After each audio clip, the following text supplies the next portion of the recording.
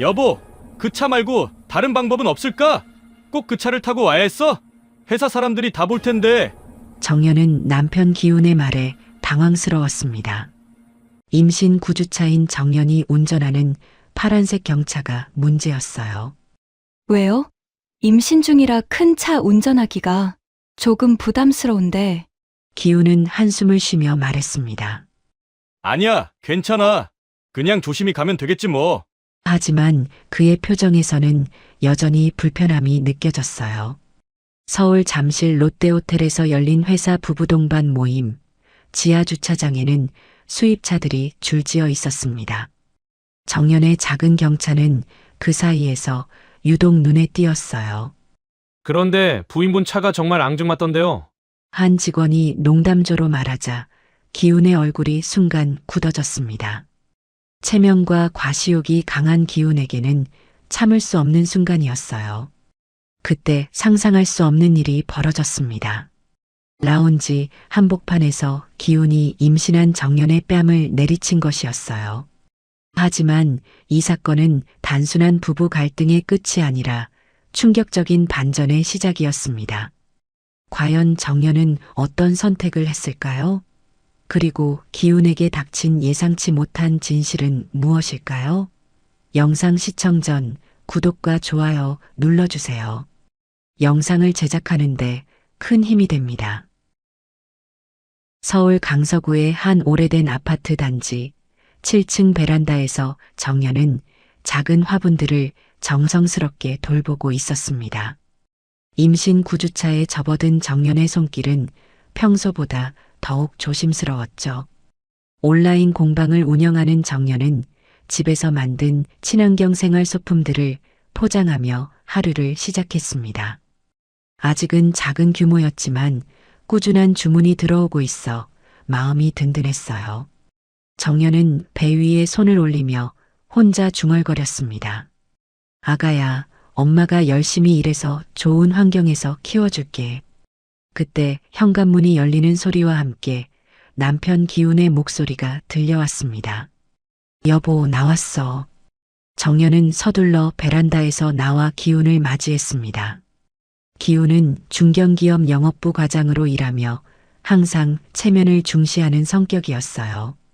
그의 얼굴에는 평소와 다른 흥분된 표정이 떠올라 있었습니다. 여보, 좋은 소식이 있어. 회사에서 부부 동반 모임이 있다고 하네. 잠실 롯데호텔에서 하는데 꼭 참석해야 할 것 같아. 정연은 고개를 끄덕이며 대답했습니다. 알겠어요. 언제인데요? 이번 주 토요일이야. 회사 임원들도 다 온다고 하니까 우리도 제대로 준비해서 가야겠어. 기훈의 목소리에는 기대감과 함께 약간의 긴장이 섞여 있었습니다. 정연은 임신 초기라 무리하지 않으려고 평소 파란색 경차로 이동하는 것이 습관이 되어 있었어요. 작고 연비 좋은 차라 운전하기도 편하고 주차도 쉬웠죠.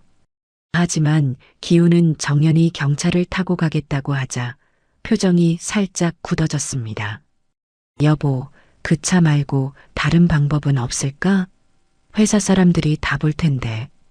정연은 기훈의 걱정을 이해하면서도 당황스러웠어요. 왜요? 임신 중이라 큰 차 운전하기가 조금 부담스러운데. 기훈은 한숨을 쉬며 말했습니다. 아니야, 괜찮아. 그냥 조심히 가면 되겠지. 하지만 그의 표정에서는 여전히 불편함이 느껴졌어요. 토요일 오후 정연은 단정한 원피스를 입고 파란색 경차 운전석에 앉았습니다. 기훈은 조수석에서 계속 시계를 들여다보며 초조해했어요. 여보, 시간 괜찮지? 늦으면 안 되는데. 정연은 안전운전을 하며 대답했습니다. 네, 시간 여유 있게 나왔으니까 괜찮을 거예요. 잠실 롯데호텔에 도착하자 지하 주차장에는 제네시스, BMW, 벤츠 등 고급 차들이 줄지어 서 있었습니다. 정연의 작은 경차는 그 사이에서 유독 눈에 띄었어요. 기훈은 주차장을 둘러보며 불편한 표정을 감추지 못했습니다. 정연아, 여기 주차하면 될까? 정연은 조심스럽게 빈자리를 찾아 주차했습니다. 다른 차들에 비해 확연히 작은 경차였지만 깔끔하게 관리된 차였어요.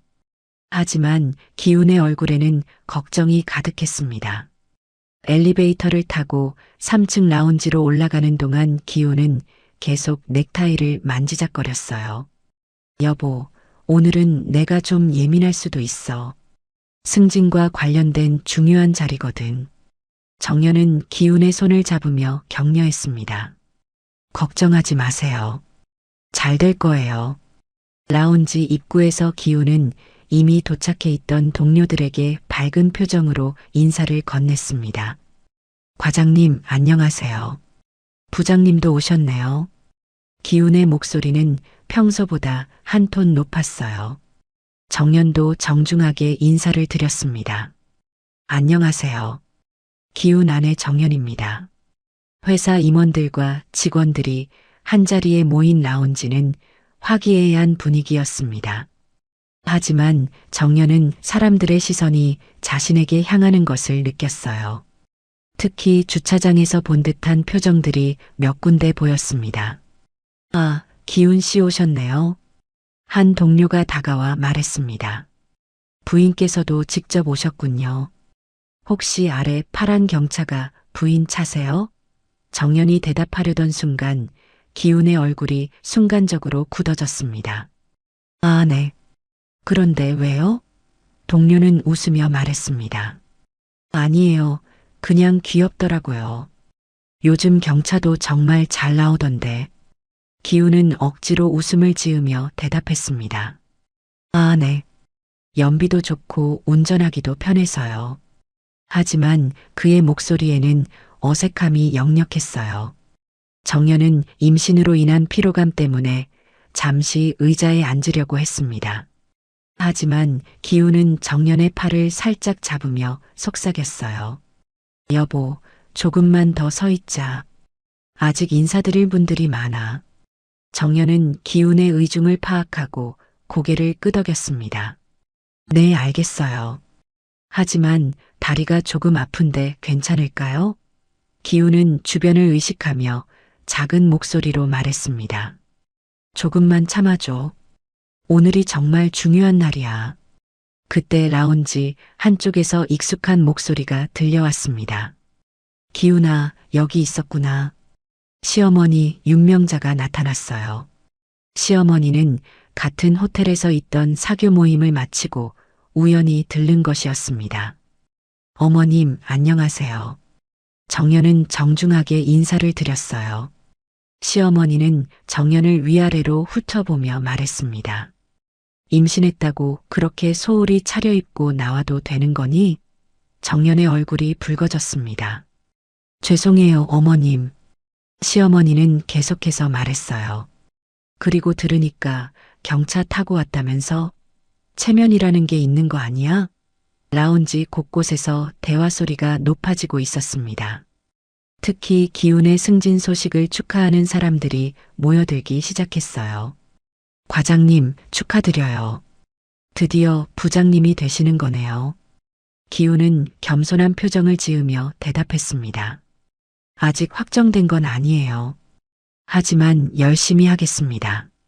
분위기가 점점 고조되면서 자연스럽게 사적인 이야기들도 오가기 시작했어요. 그런데 부인분 차가 정말 앙증맞던데요. 한 직원이 농담조로 말했습니다. 경차도 요즘 성능이 좋다고 하더라고요. 기훈의 표정이 더욱 굳어졌습니다.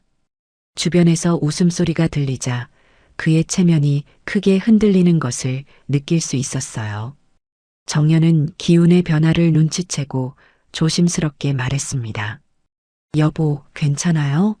하지만 기훈은 대답하지 않았어요. 대신 주변 사람들의 시선을 의식하며 점점 긴장하고 있었습니다. 시어머니도 상황이 어색해지는 것을 느끼고 정연을 쳐다보며 한마디 더 했어요. 정말 요즘 며느리들은 생각이 없어. 정연의 가슴이 답답해졌습니다. 뱃속 아이까지 신경 쓰이기 시작했어요. 모임장 분위기가 더욱 활기차게 돌아가고 있었습니다. 회사 부장이 기훈에게 다가와 어깨를 두드리며 말했어요. 기훈 과장, 이번 분기 실적 정말 대단했어. 승진 확정이라고 봐도 되겠는데? 기훈의 얼굴에 환한 미소가 떠올랐습니다. 감사합니다, 부장님. 더 열심히 하겠습니다. 하지만 그 순간 다른 직원이 웃으며 끼어들었어요. 그런데 과장님, 부인분이 경차 타고 오셨다면서요? 요즘 환경보호 차원에서 경차 많이 타신다던데. 주변에서 박수 소리와 함께 웃음이 터져 나왔습니다. 아, 맞아요. 저도 봤는데 정말 깜찍하더라고요. 또 다른 동료가 거들었어요. 기훈의 얼굴이 순간적으로 굳어지는 것을 정연은 놓치지 않았습니다. 여보. 정연이 조용히 기훈의 팔을 잡으려 했지만 기훈은 몸을 피했어요. 웃음소리는 점점 커져갔고 사람들의 시선이 모두 이쪽으로 집중되기 시작했습니다. 경차 정말 좋죠. 연비도 좋고 주차하기도 편하고. 한 여직원이 정연을 향해 말했어요. 특히 임신 중에는 작은 차가 운전하기 편하시죠? 정연은 고개를 끄덕이며 대답했습니다. 네, 맞아요. 몸이 무거우니까 작은 차가 훨씬 편해서요. 하지만 기훈의 표정은 점점 어두워져 갔습니다. 시어머니 윤명자는 상황을 지켜보다가 정연에게 다가와 속삭였어요. 정연아, 좀 생각을 해봐. 이런 자리에 경차 타고 오는 게 말이 되니? 정연의 얼굴이 붉어졌습니다. 어머님, 죄송해요. 앞으로 조심하겠습니다. 하지만 시어머니는 계속 말을 이었어요. 기훈이가 승진하려는 중요한 시기인데 체면을 생각 좀 해봐. 정연은 고개를 숙이며 대답할 수밖에 없었습니다. 네, 알겠습니다. 그때 회사 상무가 기훈에게 다가왔어요. 기훈 과장, 잠깐 이야기 좀 할까? 승진 관련해서 몇 가지 확인할 게 있어서. 기훈은 즉시 밝은 표정으로 대답했습니다. 네, 상무님. 언제든지 말씀해 주세요. 상무는 주변을 둘러보더니 웃으며 말했어요. 그런데 부인분이 정말 소박하시네. 경차 타고 오시고. 요즘 보기 드문 일인데? 기훈의 목소리가 약간 떨리기 시작했어요. 아, 네. 그게 임신 중이라서요. 상무는 고개를 끄덕였습니다. 아, 그렇구나. 그래도 좀 더 좋은 차 사드리지 그래. 승진하면 여유도 생길 텐데. 주변 직원들이 다시 웃기 시작했어요. 맞아요, 과장님. 부장 되시면 수입차 하나 뽑으셔야죠. 기훈은 억지로 웃으며 대답했습니다. 하, 그래야죠. 하지만 그의 손은 주먹을 꽉 쥐고 있었어요. 정연은 기훈의 변화를 감지하고 불안해지기 시작했습니다. 여보, 괜찮아요? 혹시 집에 먼저 갈까요? 기훈이 정연을 돌아보는 순간 그의 눈빛이 차가워져 있었어요. 괜찮다고 했잖아. 정연은 기훈의 차가운 목소리에 움찔했습니다. 알겠어요. 죄송해요. 라운지 한편에서는 여전히 경차에 대한 이야기가 계속되고 있었어요. 사실 저희 집도 처음에는 경차 탔었는데요. 한 직원이 말했습니다. 하지만 아무래도 체면상 좀 그래서 바꿨어요. 맞아요, 맞아요. 특히 회사 행사 같은 데서는 좀 그렇죠. 또 다른 직원이 동조했어요. 정연의 얼굴이 점점 빨개져 갔습니다. 기훈은 주변의 웃음소리를 들으며 자신이 조롱당하고 있다고 느꼈어요. 상사들 앞에서 체면이 깎이는 것이 견딜 수 없었습니다. 그때 한 직원이 농담조로 말했어요. 과장님, 부인분한테 용돈 좀 더 주세요. 경차 말고 좀 더 좋은 차 타게. 하하. 라운지 전체에 웃음소리가 울려 퍼졌습니다. 기훈의 얼굴이 순간적으로 일그러졌어요. 참고 있던 분노와 모욕감이 한꺼번에 터져 나왔습니다. 기훈은 갑자기 정연에게 다가가더니 라운지 한복판에서 정연의 뺨을 세게 때렸어요. 짝! 크고 명확한 소리가 라운지 전체에 울려 퍼졌습니다. 순간 라운지 안이 조용해졌어요. 모든 사람들이 충격을 받은 표정으로 이쪽을 바라보았습니다. 정연은 갑작스러운 충격에 중심을 잃고 휘청거렸어요. 임신한 몸으로 균형을 잃은 정연은 옆에 있던 소파 쪽으로 넘어질 뻔했습니다. 다행히 근처에 있던 여직원이 재빨리 정연을 잡아줬어요. 괜찮으세요? 정연은 뺨에 손을 대고 눈물이 맺혔습니다. 주변 테이블에서 직원들이 놀란 표정으로 바라보았어요. 누군가는 너무 놀라서 손에 들고 있던 스마트폰을 떨어뜨렸습니다. 시어머니는 상황을 수습하기는커녕 정연에게 다가와 작은 목소리로 말했어요. 정연아, 기훈이를 화나게 만들었구나. 앞으로 조심해야겠어. 정연은 믿을 수 없다는 표정으로 시어머니를 바라봤습니다. 어머님, 지금 뭐라고 말씀하시는 거예요? 시어머니는 주변을 의식하며 더 작은 목소리로 말했어요. 여기서 소리 내지 마. 창피하게. 기훈은 자신이 저지른 일에 대한 후회보다는 체면이 더 중요했어요. 상사들과 동료들의 시선이 부담스러워 재빨리 라운지를 빠져나갔습니다. 잠깐 회사 일로 급한 전화가 와서요. 먼저 가보겠습니다. 기운이 사라진 후 라운지는 어색한 정적에 휩싸였어요. 사람들은 서로를 바라보며 무슨 일이 일어난 건지 정확히 파악하지 못하고 있었습니다. 정연은 뺨의 따가움과 함께 배에서 당기는 통증을 느꼈어요. 엄마가 미안해. 정연은 한 손으로 배를 감싸며 조용히 중얼거렸습니다. 근처에 있던 여직원이 정연에게 다가왔어요.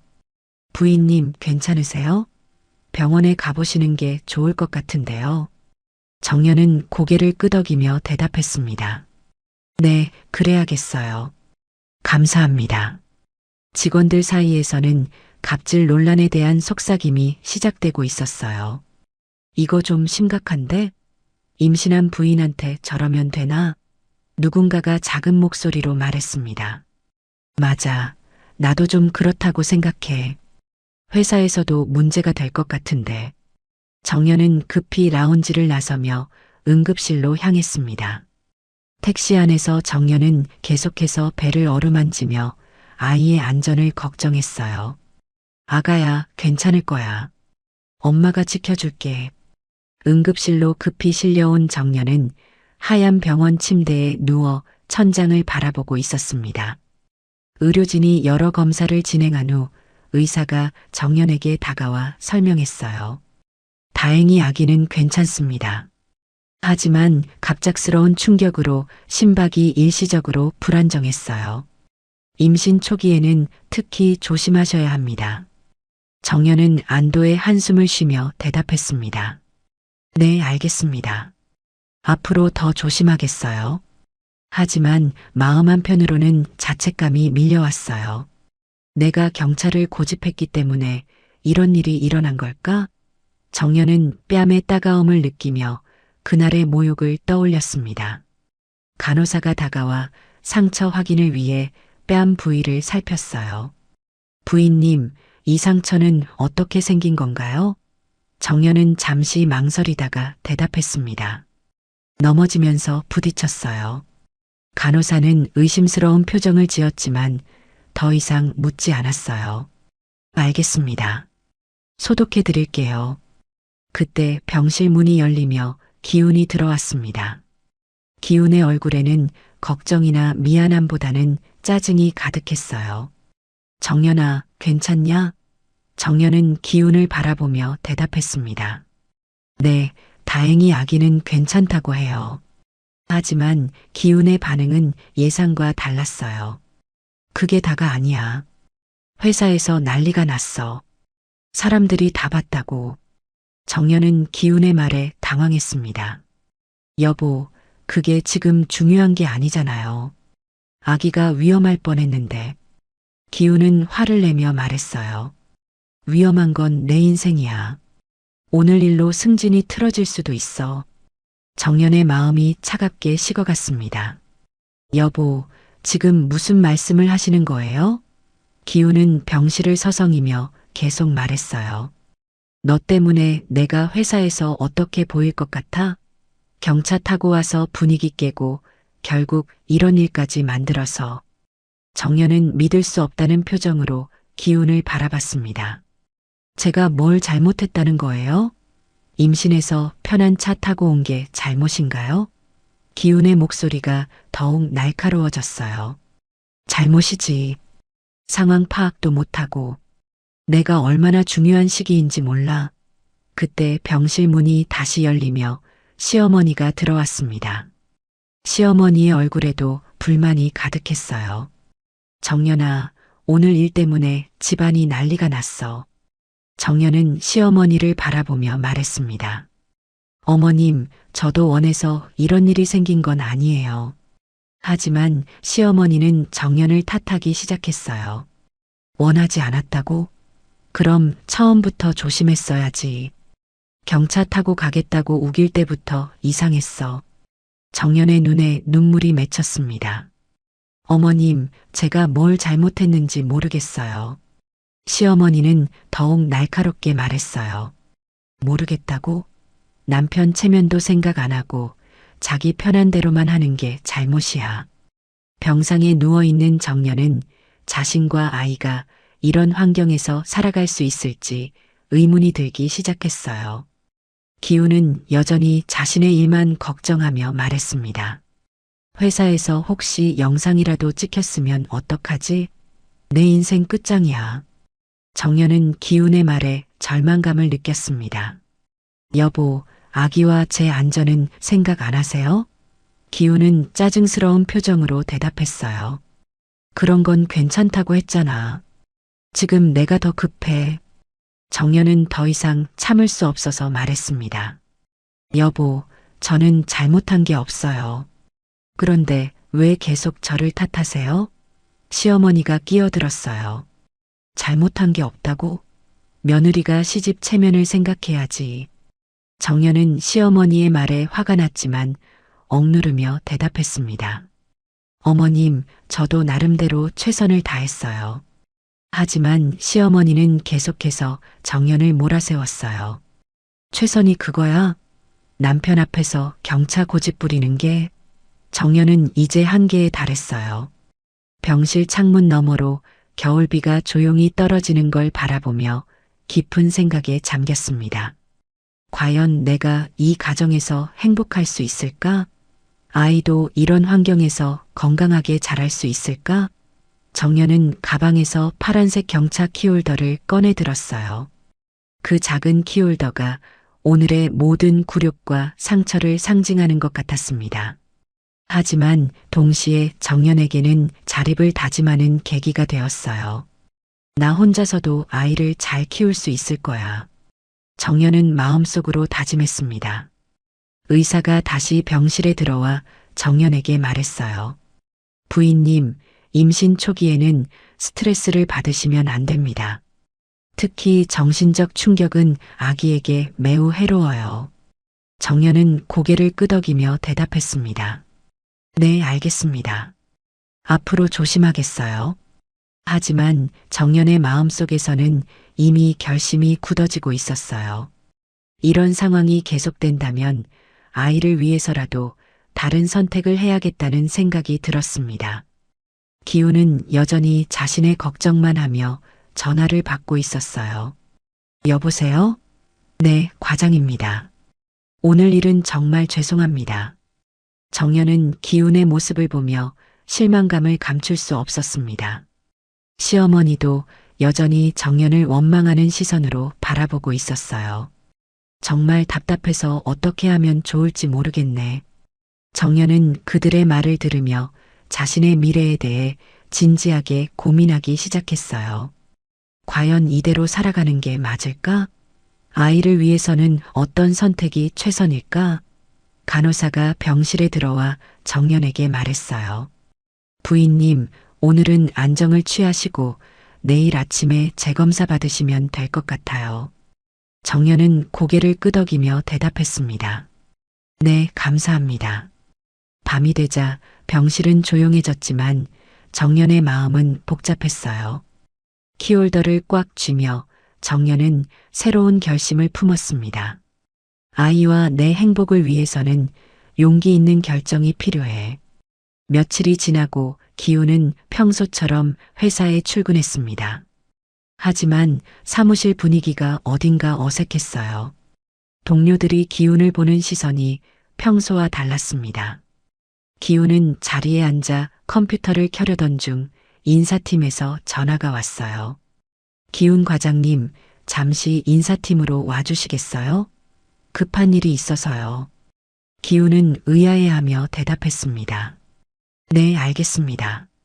지금 갈게요. 인사팀 사무실에 도착한 기훈은 심각한 표정의 인사팀장과 마주했어요. 과장님, 앉으세요. 좀 심각한 문제가 생겼습니다. 기훈의 얼굴이 굳어졌어요. 무슨 일인가요? 인사팀장은 태블릿을 기훈 앞에 놓으며 말했습니다.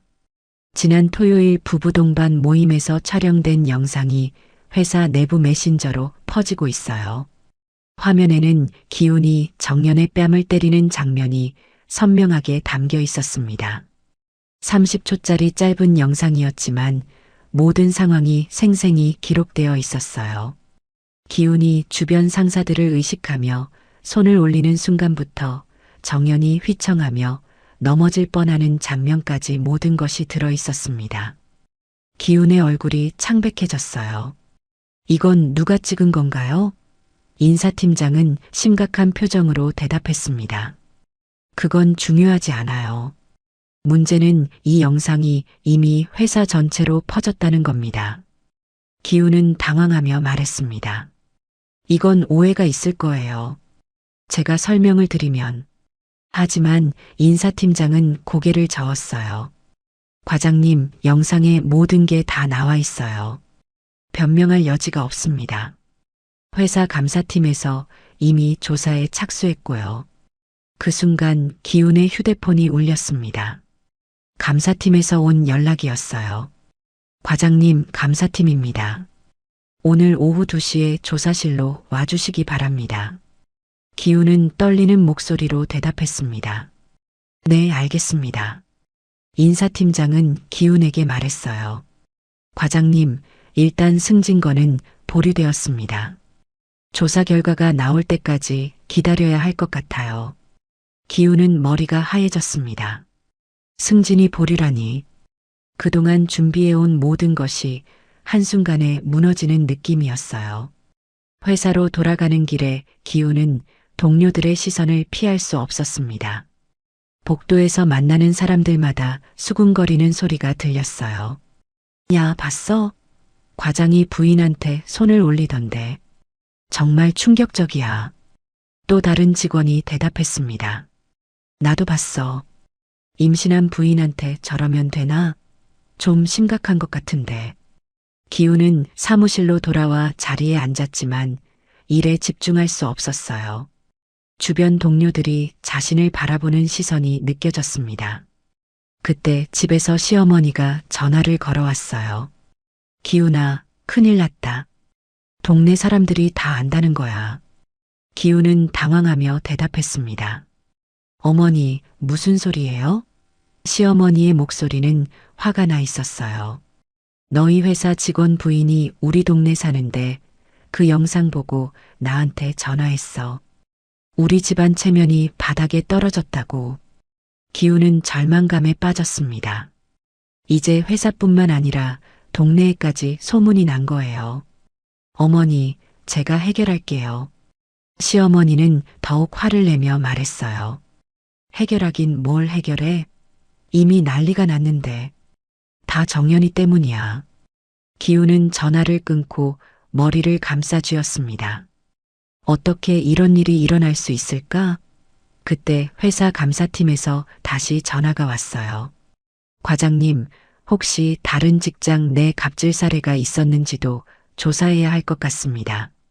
관련 직원들을 소환해서 이야기를 들어보겠어요. 기훈은 더욱 절망했습니다. 이제 단순한 부부 문제가 아니라 직장 내 갑질 문제로 확대되고 있었어요. 한편 정연은 집에서 온라인 공방 일을 하다가 기훈에게서 전화를 받았습니다. 정연아, 이혼 서류 준비해. 정연은 갑작스러운 기훈의 말에 당황했어요. 갑자기 왜 그런 말을 해요? 기훈은 화를 내며 말했습니다. 너 때문에 내 인생이 망가졌어. 더 이상 같이 살 수 없어. 정연은 기훈의 말을 듣고 오히려 마음이 편해졌습니다. 알겠어요. 저도 그렇게 생각하고 있었어요. 기훈은 정연이 쉽게 동의하자 당황했어요. 뭐라고? 정연은 침착하게 대답했습니다.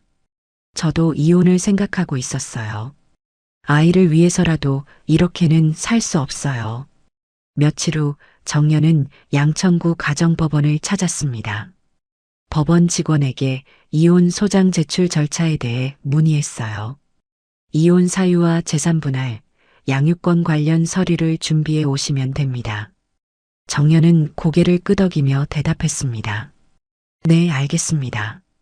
신속하게 진행하고 싶은데 가능할까요? 법원 직원은 친절하게 설명해 주었어요. 서류가 완비되면 빠르게 진행할 수 있어요. 대략 이런 추가 서류들이 필요합니다. 정연은 서류 목록을 받아들고 법원을 나서는데 우연히 익숙한 얼굴을 만났습니다. 정연아? 정연은 고개를 돌려보니 아버지의 오랜 친구인 장영배였어요. 장영배는 부동산 감정평가사로 일하고 있었습니다. 삼촌, 안녕하세요. 장영배는 정연의 얼굴을 살펴보더니 걱정스러운 표정을 지었어요. 무슨 일로 법원에 왔니? 정연은 잠시 망설이다가 솔직하게 말했습니다. 이혼 절차 때문에 왔어요. 장영배는 놀란 표정을 지었어요. 이혼이라니? 무슨 일이 있었니? 정연은 그동안의 일을 간략하게 설명했습니다. 장영배는 정연의 이야기를 듣고 분노했어요. 그런 일이 있었구나. 정연아, 혼자 해결하려 하지 말고 도움을 받아. 정연은 고개를 끄덕이며 대답했습니다. 네, 감사해요, 삼촌. 장영배는 정연에게 명함을 건네며 말했어요. 언제든지 연락해. 아버지께서 살아계셨다면 절대 이런 일을 용납하지 않으셨을 거야. 장영배는 정연의 부탁으로 기훈의 재정 상태를 조사하기 시작했습니다. 부동산 감정평가사로 오랫동안 일해온 경험으로 금융거래 내역을 분석하는 것은 어렵지 않았어요. 며칠 후 장영배는 정연에게 연락을 했습니다. 정연아, 급하게 만나야겠어. 중요한 걸 발견했다. 정연은 불안한 마음으로 장영배의 사무실을 찾아갔어요. 삼촌, 무슨 일이에요? 장영배는 심각한 표정으로 서류들을 정연 앞에 펼쳐놓았습니다. 정연아, 기훈의 금융거래 내역을 보니까 수상한 점이 많아. 특히 지난 2년 동안 큰 돈이 들어왔다가 나간 기록이 반복돼. 정연은 서류를 살펴보며 말했습니다. 이게 뭘 의미하는 거예요? 장영배는 더욱 자세히 설명했어요. 기훈이 사내 후배들과 함께 사모 투자 모임에 참여했다고 하더라고. 그런데 이 모임이 사실은 불법 투자 사기 조직의 일부였어. 정연은 충격을 받았습니다. 투자 사기요? 정말인가요? 장영배는 고개를 끄덕였어요. 내가 아는 금융권 사람한테 확인해 봤는데 이 조직 관련해서 피해자들이 집단 고소를 준비하고 있다고 해. 기훈도 연루되어 있을 가능성이 높아. 정연은 믿을 수 없다는 표정으로 말했습니다. 그럼 기훈이 사기를 친 거예요? 장영배는 신중하게 대답했어요. 직접 사기를 쳤다기보다는 사기 조직에 이용당한 것 같아. 하지만 문제는 그 과정에서 회사 자금을 유용했다는 의혹이 있다는 거야. 정연의 얼굴이 창백해졌어요. 회사 자금까지요? 그럼 정말 큰일이네요. 그때 정연의 휴대폰이 울렸습니다. 기훈에게서 온 전화였어요. 정연아, 집에 와봐. 급한 일이 생겼어. 정연은 장영배와 눈을 마주치고 나서 전화를 받았습니다. 무슨 일이에요? 기훈의 목소리는 다급했어요. 그냥 빨리 와봐. 설명은 나중에 할게. 정연은 장영배에게 말했습니다. 삼촌, 집에 가봐야겠어요. 장영배는 걱정스러운 표정으로 말했어요. 조심해라. 그리고 무슨 일이 있어도 혼자 해결하려 하지 마. 집에 도착한 정연은 기훈의 심각한 표를 보았습니다. 시어머니도 함께 있었는데 얼굴이 굳어 있었어요. 무슨 일이에요? 기훈은 망설이다가 말했습니다. 회사에서 나한테 조사가 들어왔어. 투자 관련해서. 정연은 이미 장영배에게 들은 이야기라 놀라지 않았어요. 무슨 투자요? 기훈은 더욱 어둡게 말했습니다. 몇 년 전부터 후배들이랑 투자 모임을 했는데 그게 문제가 된 것 같아. 시어머니가 끼어들었어요. 기훈아, 그게 정확히 뭔데?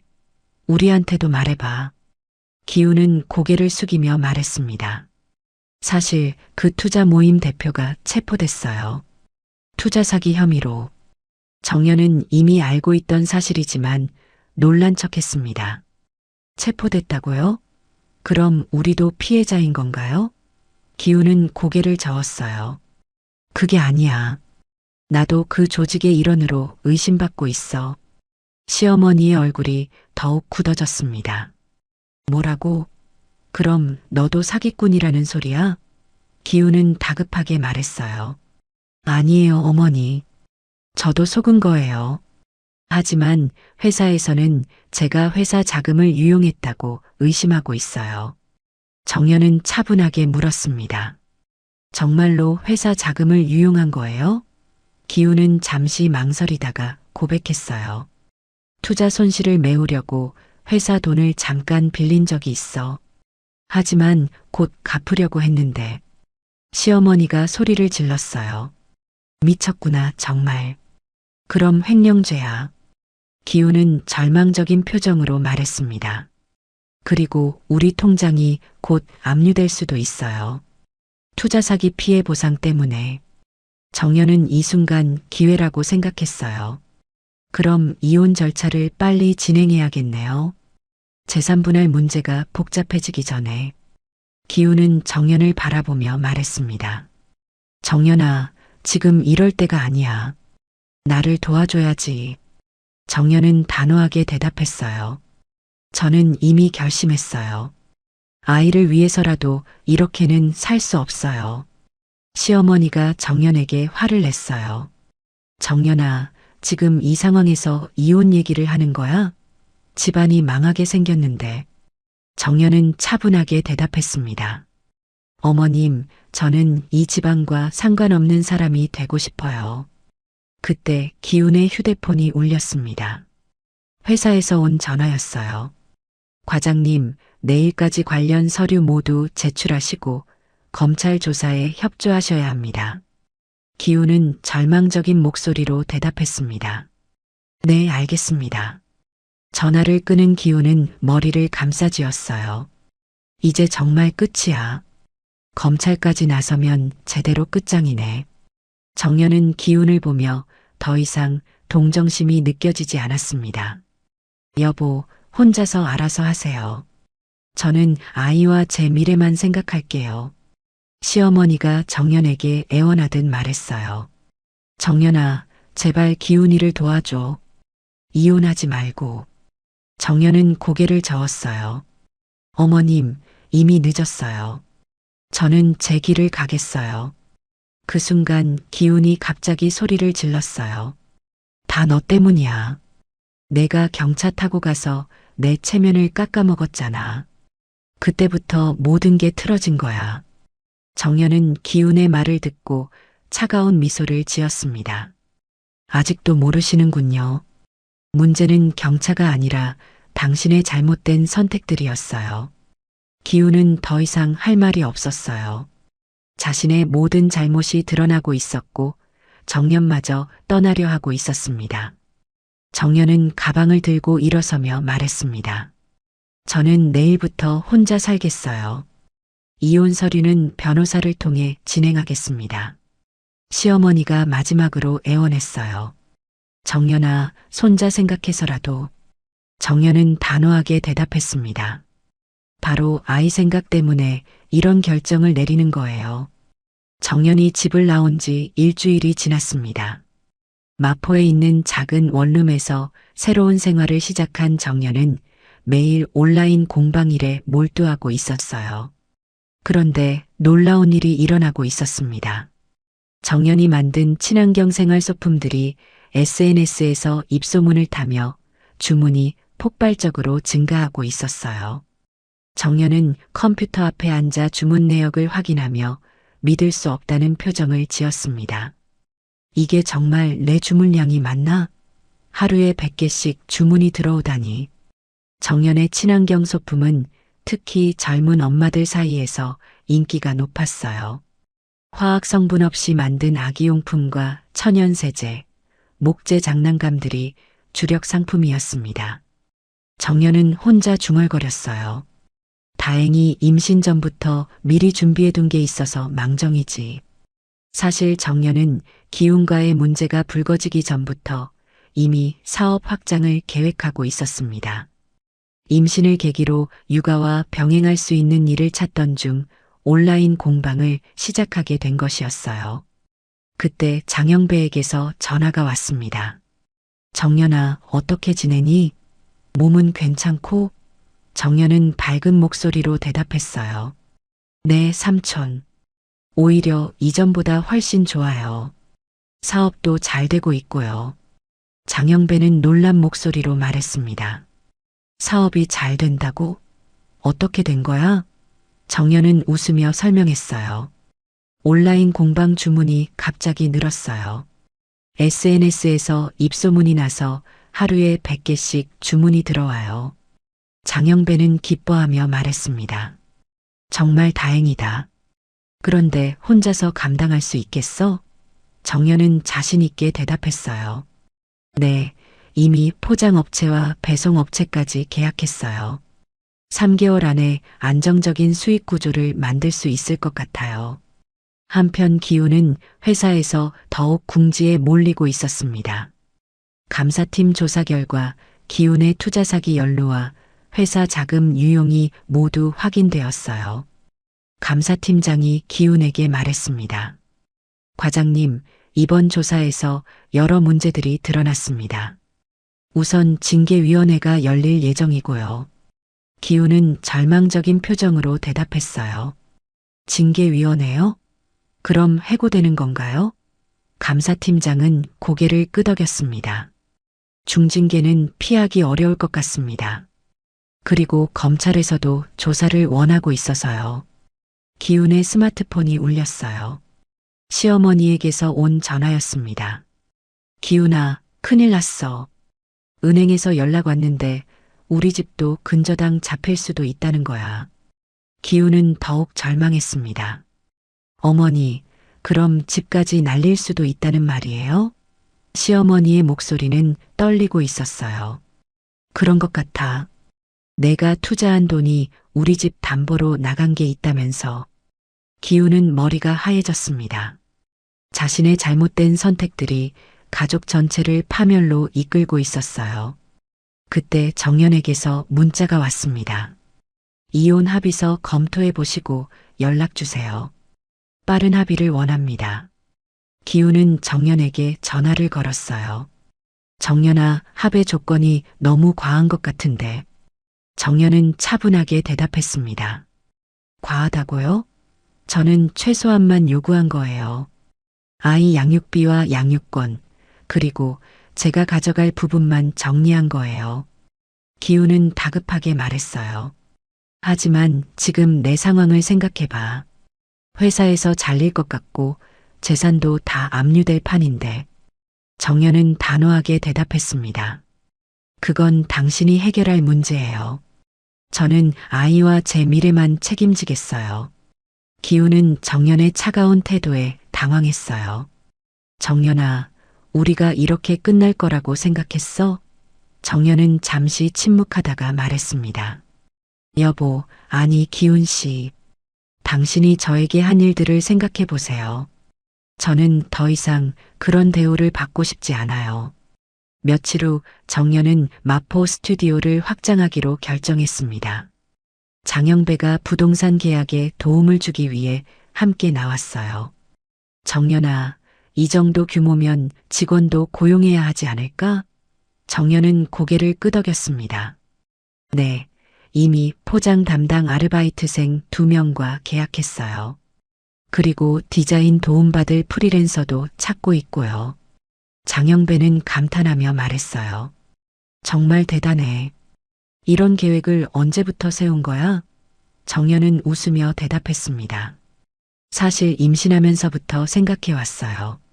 아이 키우면서 할 수 있는 일을 찾고 있었거든요. 그런데 기운과의 문제가 생기면서 더 절실해졌죠. 장영배는 정연의 의지력에 놀랐어요. 내 아버지가 살아계셨다면 정말 자랑스러워 했을 거야. 그때 정연의 휴대폰으로 주문 확인 알림이 계속 울렸습니다. 정연은 화면을 확인하며 놀란 표정을 지었어요.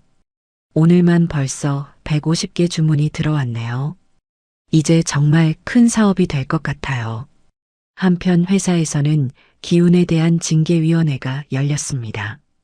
징계위원장이 기훈에게 말했어요.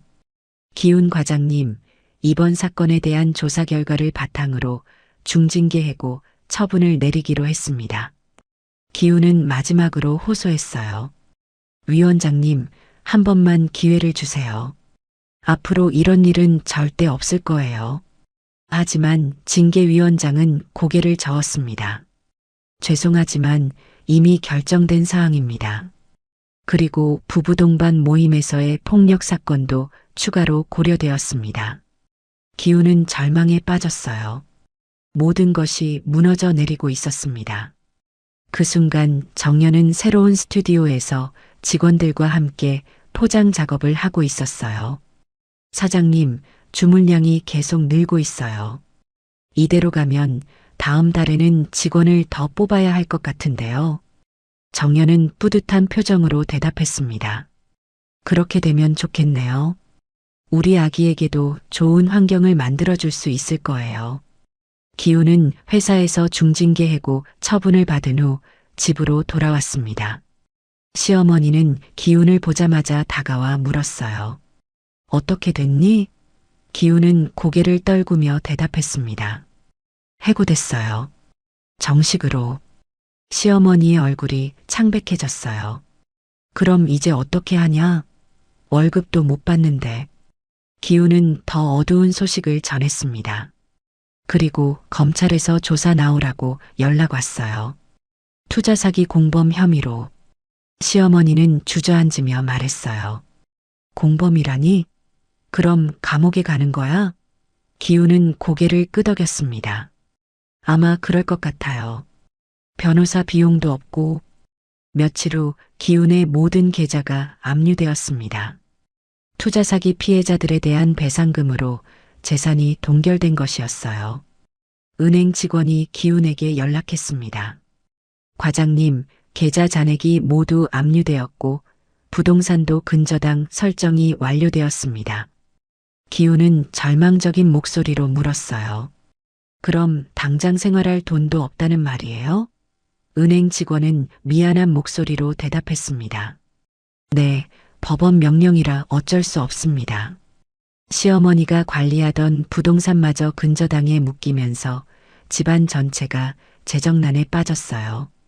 시어머니는 기훈에게 화를 내며 말했습니다. 내가 벌인 일 때문에 우리 집안이 망했어. 어떻게 책임질 거야? 기훈은 아무 말도 할 수 없었어요. 모든 것이 자신의 잘못이었기 때문입니다. 그때 친척들에게서 연락이 오기 시작했습니다. 기훈의 삼촌이 전화를 걸어왔어요. 기훈아, 돈 빌려달라고 하지 마라. 우리도 어려워. 기훈은 다급하게 말했습니다. 삼촌, 정말 급해서 그러는데 며칠만 도와주시면 안 될까요? 하지만 삼촌은 냉정하게 대답했어요. 안 돼. 너 때문에 우리까지 피해 볼 수는 없어. 다른 친척들도 마찬가지였습니다. 모두가 기훈을 외면했어요. 몇 달이 지나면서 기훈의 상황은 더욱 악화되었습니다. 검찰 조사 결과 기훈은 투자 사기 공범으로 기소되었고 재판을 앞두고 있었어요. 변호사 비용조차 감당할 수 없어서 국선 변호사를 신청해야 했습니다. 시어머니는 더 이상 기훈과 같이 살 수 없다며 시골 친척집으로 떠났어요. 가기 전에 기훈에게 마지막으로 말했습니다. 기훈아, 이제 혼자 알아서 살아라. 나는 더 이상 못 봐주겠어. 기훈은 텅 빈 집에 혼자 남겨졌습니다. 전기료와 가스료를 내지 못해서 곧 끊길 예정이었어요. 기훈은 생활비를 벌기 위해 아르바이트를 찾기 시작했지만 전과자가 될 예정인 상황에서 일자리를 구하기는 쉽지 않았습니다. 결국 기훈은 폐지를 줍기 시작했어요. 새벽부터 나가서 종이박스와 병을 모으는 일이었습니다. 예전에는 상상도 못했던 일이었지만 이제는 생존을 위해 어쩔 수 없었어요. 한편 정연은 마포 스튜디오에서 직원들과 함께 바쁘게 일하고 있었습니다. 온라인 공방 사업은 계속 성장해서 이제 정규직 직원 3명과 아르바이트생 5명이 일하고 있었어요. 정연은 임신 6개월이 되었지만 몸이 허락하는 선에서 열심히 일했습니다. 사장님, 이번 달 매출이 목표치를 넘었어요. 직원이 기뻐하며 말했습니다. 정연은 뿌듯한 표정으로 대답했어요. 모두 수고 많았어요. 다음 달에는 보너스도 챙겨드릴게요. 정연의 사업은 단순한 성공을 넘어서 사회적인 의미도 가지고 있었어요.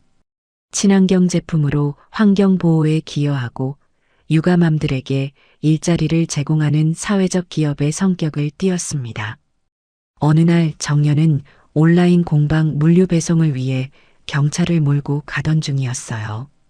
파란색 경차는 이제 정연에게 모욕의 상징이 아니라 성공의 시작점이 되었습니다. 잠실 방향으로 배송을 가던 정연은 신호등에서 잠깐 멈췄어요. 그때 길 건너편 인도에서 폐지를 줍는 남자가 눈에 들어왔습니다.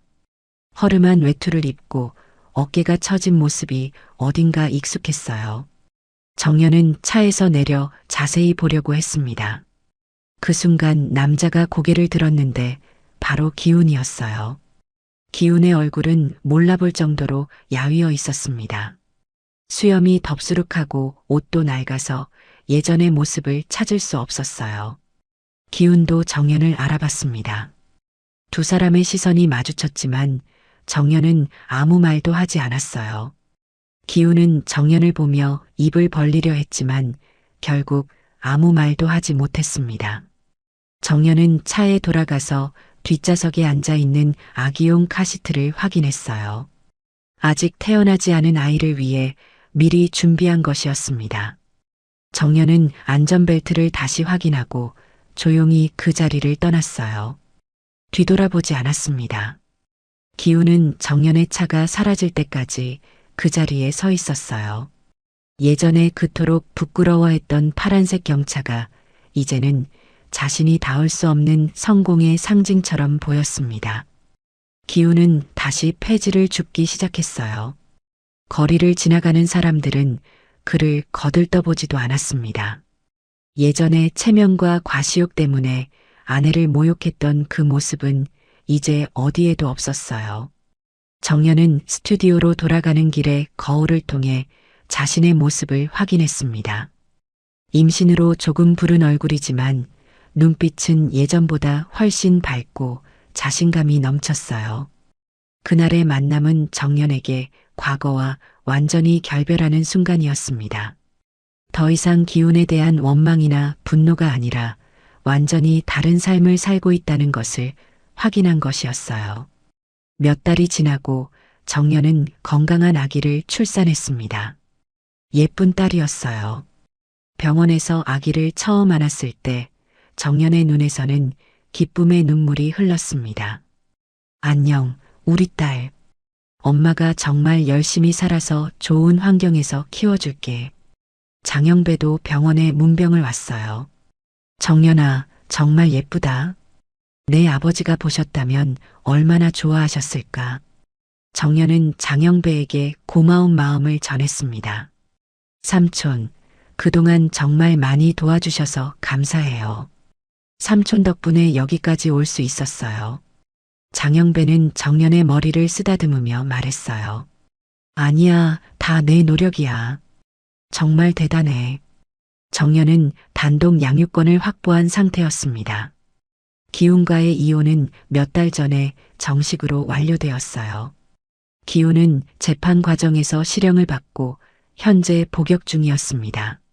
정연은 아기에게 젖을 먹이며 혼자 중얼거렸어요. 우리 딸아, 엄마는 너를 위해서 더 열심히 살 거야. 아빠 없어도 우리 둘이면 충분해. 퇴원 후 정연은 새로 얻은 넓은 집으로 이사했습니다. 마포 스튜디오 근처의 깔끔한 투룸이었어요. 아기 방도 따로 꾸며놓았습니다. 온라인 공방 사업은 계속 성장해서 이제 정연은 사업자로서 안정적인 수익을 얻고 있었어요. 직원들도 더 늘어나서 10명 가까이 되었습니다. 정연은 출산 휴가를 마치고 다시 일을 시작했어요. 아기를 업고 스튜디오에 나가서 직원들과 함께 일했습니다. 사장님, 아기가 정말 예쁘네요. 직원이 말했습니다. 그런데 혼자 키우시느라 힘드시죠? 정연은 웃으며 대답했어요. 전혀 힘들지 않아요. 오히려 더 행복해요. 정연은 매일 아기와 함께 집 근처 작은 공원을 산책했습니다. 경차에 아기 카시트를 설치하고 함께 드라이브도 했어요. 파란색 경차는 이제 정연에게 특별한 의미가 있었습니다. 모욕의 상징이 아니라 자립과 성공의 출발점이 된 것이었어요. 어느 날 정연은 아기를 안고 공원 벤치에 앉아 있었습니다. 따뜻한 봄 햇살이 내리쬐고 있었어요. 우리 딸아, 엄마가 너에게 약속할게. 절대 누구에게도 모욕당하지 않는 강한 사람으로 키워줄 거야. 정연의 온라인 공방은 이제 사회적 기업으로 발전했습니다. 친환경 제품 제작뿐만 아니라 육아맘들에게 일자리를 제공하고 환경 교육도 함께하는 기업이 되었어요. 정연은 매달 수익의 일부를 저소득층 아이들을 위한 기부에 사용했습니다. 가난하고 어려운 환경에 있는 아이들이 좋은 제품을 사용할 수 있도록 돕는 것이었어요. 직원이 정연에게 말했습니다. 사장님, 기부 활동도 하시고 정말 존경스러워요. 정연은 아기를 안고 대답했어요. 저도 도움을 받았으니까 이제는 베풀어야죠. 우리 딸에게도 좋은 본보기가 되고 싶어요. 어느 날 정연은 우연히 기훈의 소식을 들었습니다. 출소한 후에도 여전히 어려운 생활을 하고 있다는 소식이었어요. 하지만 정연은 더 이상 기훈에 대해 관심이 없었습니다. 과거는 과거일 뿐이고 앞으로의 삶이 더 중요했어요. 정연은 아기에게 말했습니다. 딸아, 엄마는 과거에 얽매이지 않을 거야. 우리는 앞만 보고 걸어갈 거야. 정연의 경차 키홀더는 이제 책상 위에 소중하게 놓여 있었습니다. 그것을 볼 때마다 정연은 그날의 굴욕을 떠올리는 것이 아니라 새로운 시작을 다짐했어요. 이 작은 키홀더가 나를 여기까지 이끌어줬구나. 정연은 사업이 더 커지면서 다른 지역으로 확장할 계획도 세우고 있었습니다. 전국의 육아맘들이 집에서도 일할 수 있는 기회를 제공하고 싶었어요. 아기가 자라면서 정연도 조금씩 여유가 생겼습니다. 주말에는 아기와 함께 놀이터에 가고 박물관이나 도서관도 다녔어요. 혼자서도 충분히 아이를 잘 키울 수 있다는 자신감이 생겼습니다. 정연은 아기에게 책을 읽어주며 말했어요. 우리 딸아, 세상에는 좋은 사람들이 많아. 나쁜 사람들도 있지만 그런 사람들에게 휘둘리면 안 돼. 항상 자신을 소중히 여기고 꿈을 포기하지 마. 장영배는 여전히 정연의 든든한 조력자로 남아 있었습니다. 정연이 중요한 결정을 내릴 때마다 조언을 해주었어요. 정연아, 내가 이렇게 성장하는 모습을 보니까 정말 뿌듯하다. 내 아버지도 하늘에서 지켜보고 계실 거야. 정연은 고마운 마음으로 대답했습니다. 삼촌이 계셔서 제가 여기까지 올 수 있었어요. 정말 감사해요. 정연은 매일 일기를 쓰기 시작했습니다. 아이가 자랄 때 엄마의 마음을 알 수 있도록 하기 위해서였어요. 일기에는 사업의 성장 과정과 아이에 대한 사랑, 그리고 미래에 대한 희망이 담겨 있었습니다. 오늘도 우리 딸과 행복한 하루를 보냈다. 작은 것에도 웃음을 터뜨리는 딸을 보면서 나도 더 밝아지는 것 같다. 앞으로도 이런 평범한 행복이 계속되기를 바란다. 어느 날 저녁, 정연은 아기를 안고 공원 벤치에 앉아 조용한 하늘을 바라보았습니다. 석양이 아름답게 물들어가고 있었어요. 딸아, 엄마는 너와 함께라서 정말 행복해. 앞으로도 우리 둘이서 행복하게 살자. 그 순간 아기가 정연을 보며 환하게 웃었습니다. 정연의 마음에는 따뜻한 평온함이 가득했어요. 과거의 상처는 이제 완전히 치유되었고 미래에 대한 희망만이 남아 있었습니다. 정연의 새로운 인생이 시작된 것이었어요. 오늘 이야기가 좋으셨다면 구독과 댓글, 알람 설정 잊지 마시고 소중한 댓글 하나가 정말 큰 힘이 됩니다. 시청해 주셔서 진심으로 감사드립니다.